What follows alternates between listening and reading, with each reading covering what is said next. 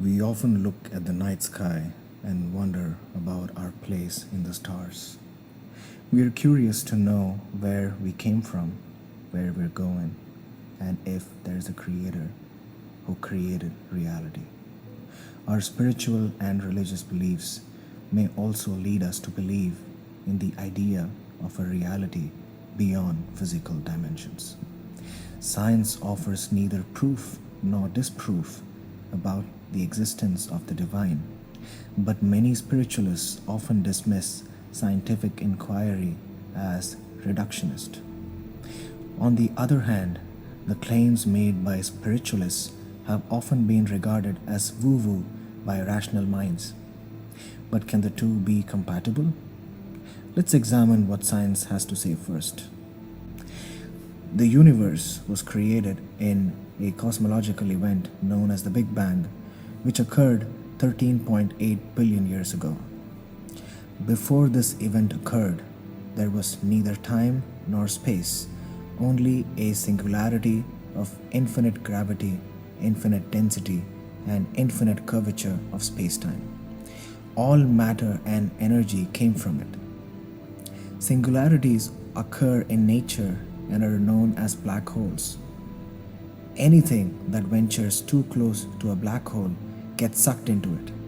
Nothing can escape its gravitational pull, not even light. Time and space are relative. In fact, time and space can be regarded as one dimension in our three-dimensional world and referred to as space-time. Gravity is caused by the bending of space-time in the presence of a heavy object, such as a planet or star. Time slows down in the presence of a very heavy object due to the bending of space-time and when one approaches the speed of light. Time runs slowly for someone on the first floor of a building relative to someone on the top floor. Time also runs slowly when one moves. But the effects of time dilation in these scenarios are so minuscule that they're hardly noticeable in our day-to-day lives. Wormholes are speculative structures that are also caused by the bending of space-time and can theoretically exist. If they do exist, they could take us from one galaxy to another or even to another universe. It is possible that we live in a multiverse comprising many universes, where other universes have more than three dimensions. Furthermore, it can be that in those other universes, it is entirely possible to move back and forth in time. Since every point in space-time represents two coordinates, space and time, space-time must be deterministic. The past, present, and future must all coexist simultaneously, but we do not have access to it because the arrow of time is only forward moving in our three-dimensional universe. This is caused by entropy, which postulates that everything in the universe gradually declines into disorder. The universe continues to expand because of dark energy, which is stronger than gravity, and galaxies are being pushed farther and farther away because of it. However, we don't know where dark energy comes from. The double-slit experiment in quantum mechanics shows that electrons can behave as particles and waves. Another implication is that quantum particles seem to know if there is an observer and can change their behavior accordingly. Now, if we examine the distilled essence of some Eastern spiritual traditions after discounting all the woo-woo stuff, we see that there are many parallels between science and spirituality, which raise many interesting questions. 1. Almost every religion in the world claims that the divine is omnipotent and omniscient. Some Eastern spiritual traditions advocate the philosophy of non-dualism or oneness with everything else. Science has shown that all matter and energy originated from the singularity that existed before the Big Bang. Does it imply that the singularity that existed before the Big Bang and the dark energy that causes the universe to keep expanding are somehow connected to the divine on a physical level? Secondly, the double-slit experiment showed that quantum particles can change their behavior depending on whether there is an observer or not. Quantum physicists have also postulated that reality as we experience it only exists as a superposition of states before the act of observation occurs. Since the observer effect is based on the premise of a conscious observer, does it have any connection to the notion of consciousness that spiritualists keep referring to as the divine? If so, does reality exist in consciousness? If reality does not exist until it is observed by a conscious observer, then it follows that reality is a creation of the conscious observer and of consciousness. But this subjective reality that every conscious being creates for itself through perception and observation also seems to be compatible with the subjective realities of other conscious beings.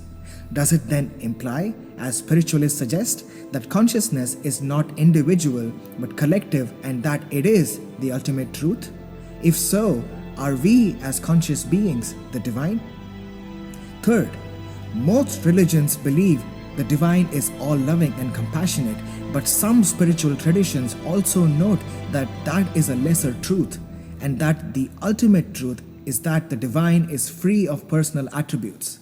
Such a notion of the divine seems perfectly compatible with the laws of physics, which do not seem to indicate that the universe has any personal attributes.